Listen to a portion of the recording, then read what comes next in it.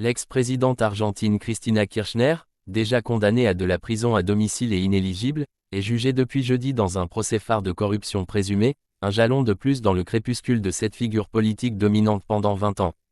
Pour l'accusation, le procès consacre l'enquête sur des faits de corruption la plus vaste jamais réalisée dans l'histoire judiciaire argentine, portant sur les années 2003 à 2015, pendant lesquelles Cristina Kirchner fut successivement première dame, puis chef de l'État, 2007 à 2015.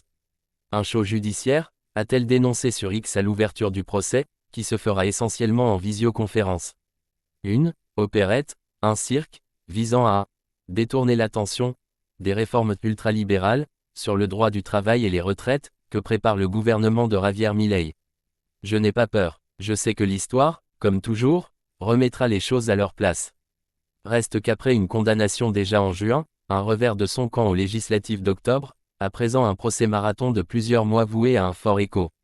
Le judiciaire, comme le politique, renvoie l'image d'une opposition péroniste en souffrance, ou du moins le kirchnerisme, centre-gauche, qu'il a incarné depuis 2003, à travers les présidences de Nestor puis de sa veuve Cristina.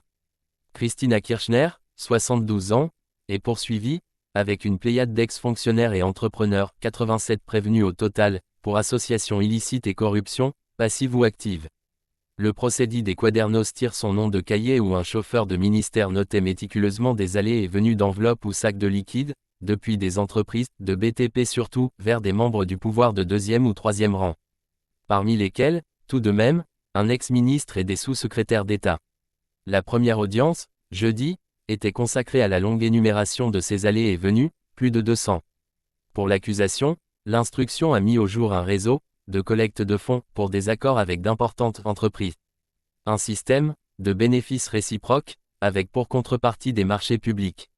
L'acte d'accusation ne cite pas de montant global pour les pots de vin présumés, mais des médias, l'affaire avait été révélée en 2018 par le quotidien La Nación, ont évoqué plusieurs dizaines de millions de dollars.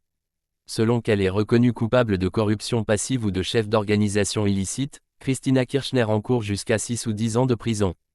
Crise de leadership. L'avocat de Cristina Kirchner, Gregorio Dalbon, a dénoncé un procès dont la sentence est déjà écrite. La défense invoque des preuves manipulées et des témoignages extorqués à de soi-disant repentis. Plusieurs témoins sont sous protection judiciaire.